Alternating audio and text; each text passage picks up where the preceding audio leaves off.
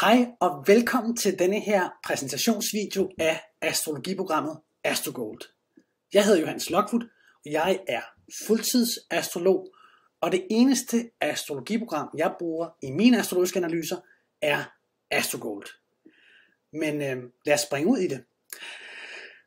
Nu hvor du har downloadet programmet og installeret det, så er du garanteret interesseret i at vide, hvordan man laver et chart. Og det gør man ved at trykke på New. Og nu kan jeg jo bare for god ordens skyld lave mit eget. Man skriver sit navn, og så skriver man datoen, årstallet, hvad for et tidspunkt man er født, hvorhenne, og så finder den ligesom ud af, hvor det er der. Yes. Så her, der har man nogle forskellige muligheder. At man kan enten vælge et natal chart, det er som udgangspunkt der man starter med. Man kan også vælge Horae eller et event. Men normalt, jeg tænker, 90% af de fleste charts, man genererer, vil være det her fødselshoroskop. Så kan man vælge, om det skal være den her tropical zodiac, eller om det skal være en anden zodiac. Den mest normale er tropical. Og man kan vælge, hvad for et hussystem. De mest kendte er Placidus og Kok og Whole Sign Houses og Periphery. Og nogen bruger måske også Regiomontanus, men der er i hvert fald nok at vælge af her. Lige nu, der vælger jeg så Placidus, og så siger jeg Calculate, og så siger jeg så her Select as chart nummer 1. Godt. Og her, der kom mit chart så frem. Hvis jeg har lyst til at gemme det, så trykker jeg på Gem her, og så trykker jeg på Save. Så kan jeg altså, næste gang jeg åbner programmet, så kan jeg trykke på Open og finde Johannes Lockwood her, og trykke på Select. Vi har som astrologer, eller som astrologiinteresserede, har vi alle sammen vores præference i, hvad for nogle asteroider, hvad for nogle planeter, hvad for nogle astrologiske markører, vi ligesom bruger. Det kan man ændre her. Jeg gik altså op i præferencer, og så vælger jeg så her, hvad er det for nogle ting, jeg gerne vil have, der skal være i det her chart. Som default står den på alle de her klassiske planeter. Personligt, der bruger jeg også Chiron.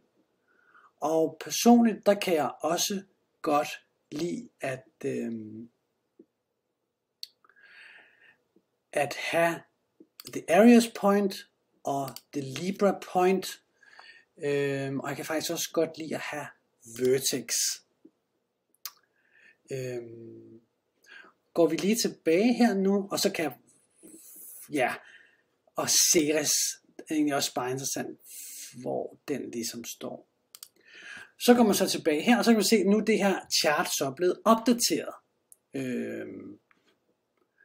Vælger jeg, det her så selve chartet, her der kan jeg så vælge at se det, hvad for nogle aspekter, der så bliver lavet på en måske mere overskuelig måde. Og jeg kan faktisk også trykke mig ind på hver af aspekterne, for at se en tolkning.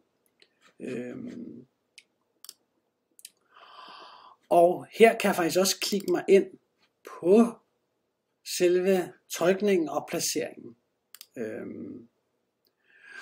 Hvis jeg lige går tilbage i præferencer, så kan man også tilføje nogle ekstra markører.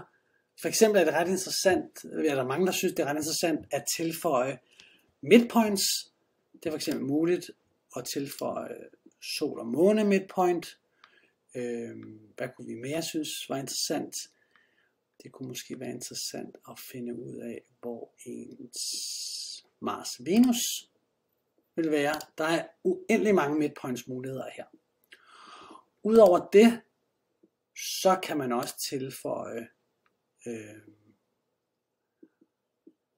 forskellige andre astrologiske markører, forskellige lots, forskellige stjerner, og ja, der er virkelig mange ting, man kan. Haumea er der også mange, der bruger. Den er der vi også lige der. Super. Hvis vi så går tilbage, så kan vi så se, at de er kommet ind i chartet her. Både i det store chart her, men også i gridden her. Ønsker jeg at have et mere simpelt look, jamen så kan jeg faktisk gå ind og slette dem her igen.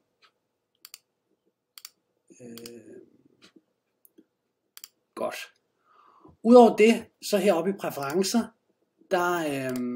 der kan man også indstille, hvad for nogle aspekter.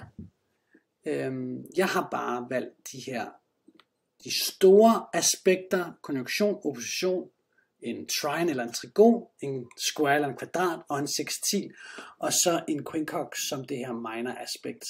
Jeg kunne også have valgt at tilføje en semisquare og en cissi-square og en semisextil aspekter, som der også er mange astrologer, der bruger, men det har så ikke valgt, at jeg gør i det her tilfælde.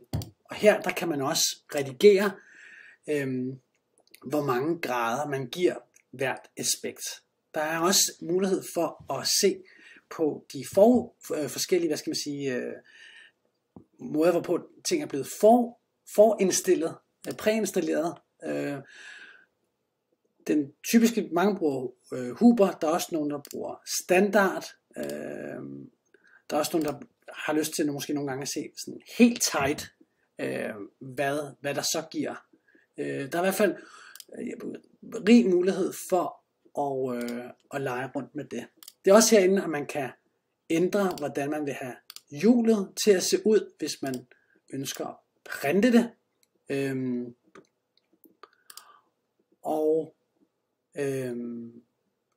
Herinde man kan indstille, hvad for nogle standard settings man ønsker. Jeg har valgt Tropical og Placidus som havsystem. Godt. Udover det, så er der jo, det her er jo sådan, vi laver lige farven om. Jeg kan bedre lide den her. Godt. Udover det, så er der selvfølgelig rigtig mange, der er interesseret i, hvordan man sammenstiller transitter. Og det gør man ved at gøre sådan her. Det jeg gjorde for bare lige, det var, at jeg trykkede på nummer 2. Jeg vil gerne have 2 charts op. Og så trykkede jeg på Current Transits. Nu kan man så se, at den inderste cirkel er mit horoskop, mit fødselshoroskop, og den ydre cirkel er de her transitter. Og der kan man så se, at for en uge siden, der gik min Mars over min ascendant, eller transit Mars gik over ascendanten. Transit Chiron står på DC. Der sker for nogle forskellige spændende ting. Har man bare lyst til at se, hvad der sker angående transitter, jamen så trykker man på denne her, og så trykker man på 1, og så har man simpelthen bare transitter. Det er også her, man kan sige, så hvis man gerne vil nulstille og sige, hvad sker der lige nu, så trykker man på Now. Og hvis man gerne vil se, hvad sker der om i morgen for eksempel, jamen så indstiller man denne her, og så trykker man en fremad, og en fremad, og en fremad, og en fremad. Og her kan man så ændre det til en dag, en uge, en måned eller et år. Man kan faktisk også gøre det længere tid. Så man kan for eksempel sige, gerne have skiftet hver 3. år. Wow, sådan der. Det samme, hvis man nu gerne vil lave en sammenkobling med ens fødselshoroskop, trykker vi lige på nu, indstiller vi det lige til 1 år, og så ser vi altså, går vi frem, ser vi hvordan tingene rykker sig, og på samme måde kan vi også se hvordan tingene rykker sig herinde. Godt. AstroGold kan rigtig mange ting, og det her, det er jo selvfølgelig ens fødselshoroskop med transitter, men det kan også mange flere charts. Det kan blandt andet lave en synastri baseret på midpoints. Måden hvorpå man gør det er, at man ligesom klikker på den her, og før man gør det, så er det en ret god idé lige at have de to charts, som man gerne vil lave synastri omkring, at have dem åbne. Nu tager jeg for eksempel lige Justin Bieber, så kan man flytte den her herop, lave den her til 2, og så siger vi, okay, hvordan ser Justin Bieber og mig ud, eller jeg undertegnet, så siger vi calculate, og så har vi vores composite midpoint chart. Og hvis man så vil have lyst til at se, hvordan det udvikler sig transitmæssigt, jamen så laver vi den lige om til transitter, og så ser vi, hvordan det fungerer. Men som sagt, der er rigtig mange forskellige charts. Der er også mulighed for at lave sekundære progressioner.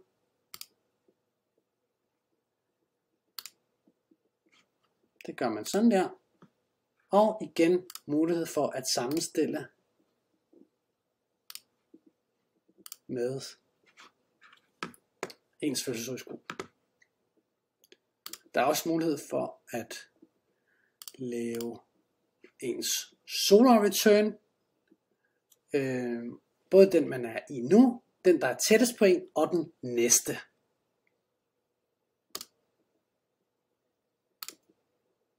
Sådan der. En anden indstilling, som jeg synes er rigtig fed, det er, at man kan gå herop i Sheets, og så kan man faktisk få adgang til rigtig mange forskellige, nu åbner jeg lige mit fødselshoroskop i stedet for, så kan man faktisk få adgang til rigtig mange forskellige, rigtig flotte overblik. For eksempel kan jeg godt lide, når jeg har en klient, som ikke er online, at printe det her Wheel Basic. Der kan man altså se, hvor at de forskellige astrologiske markører er placeret. Men man kan også se, det er meget sådan pædagogisk, man kan se, hvad er de mest tighte aspekter, og man kan se, hvad for nogle elementer, og hvad for nogle sign modes, der er. En anden en, jeg rigtig godt kan lide, det er denne her, og det er sådan bare lidt en smagssag. Men der kan man virkelig bare gå amok her med forskellige informationer og forskellige meget pædagogiske måder at konstruere et overblik på. Noget andet jeg godt kan lide, det er at kigge på Essential Dignities, bare for en fornemmelse af, hvordan de her forskellige planeter har det. Godt. En anden ting, man kan, det er, hvis man går op i listings, jamen så kan man se, om der er nogle af de her ting, der er out of bounds. Og hvis man gerne vil have et lidt mere større overblik over, hvad for nogle transitter, eller hvad der sker i fremtiden, så kan man gå op i den her dynamisk, og så kan man sige, okay, fra, lad os sige, 1. januar 2020, og 5 år frem, hvad sker der så? Der kan man så se her, at i 2020 til 2021, der havde jeg en transit Chiron opposition med solen, og her i 2023 til 2024, der har jeg så en transit Chiron opposition med min ascendant. Og igen, den kunne jeg lave på alle mulige måder, og jeg vil kunne indstille den til at starte på alle mulige tidspunkter. Man kan også gøre det med, hvor man kun kigger på de ydre planeter, eller kun kigger på de indre planeter, eller kun kigger på progressioner, også meget interessant. Det gør det i hvert fald meget muligt, meget hurtigt at se på, hvordan tingene udvikler sig. Man kan både vælge denne her, men man kan også vælge at se det på den her måde. eller ud fra datoer.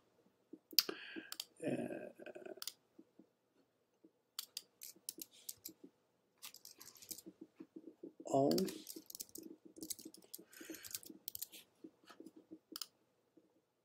ja.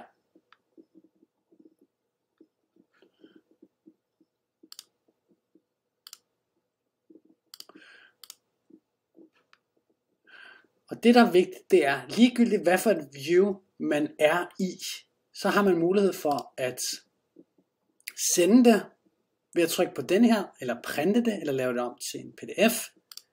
Eller man kan faktisk også klikke på den her. Et øjeblik.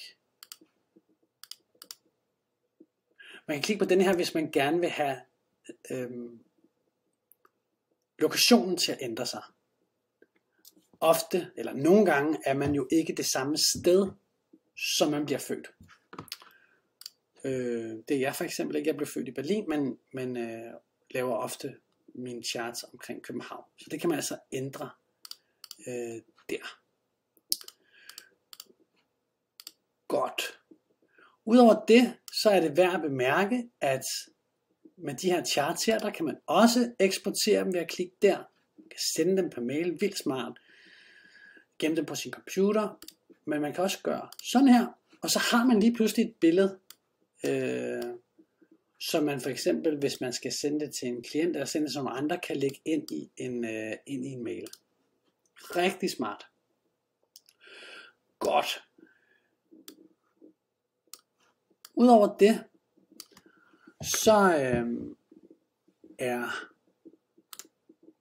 den her grafiske efemeride ret interessant.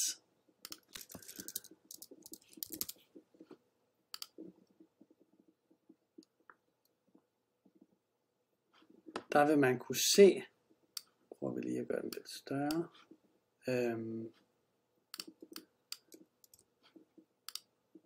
Der vil man kunne se, hvor planeternes effekt ligesom er i henhold til tid.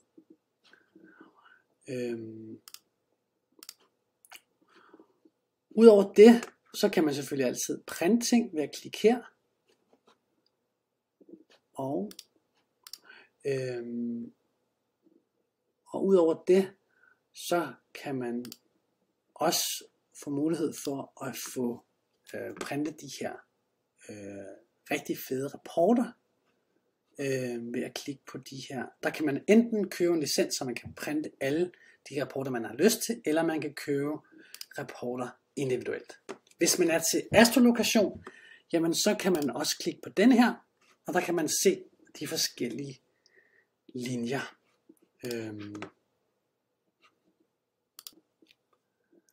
Men i hvert fald, så er det et vildt godt program, og det kan så mange ting, og det udvikler sig også løbende. Og i virkeligheden kommer man rigtig langt ved bare at eksperimentere lidt. Der er ikke rigtig nogen ting, der kan gå galt. Men altså, man kommer langt med sådan at prøve de forskellige charts her. Og kigge rigtig meget på præferencer her. Lege med det. Og ja, jeg vil virkelig anbefale det. Og hvis du efter at have set den her video stadig er i tvivl omkring hvordan man gør ting, jamen så skriv endelig til AstroGo support. Men i hvert fald 10 ud af 10 anbefalinger herfra, og jeg håber at den her video har kunne gøre dig en lille smule mere klog på det her fantastiske astrologiprogram. Ha' det godt. Hej.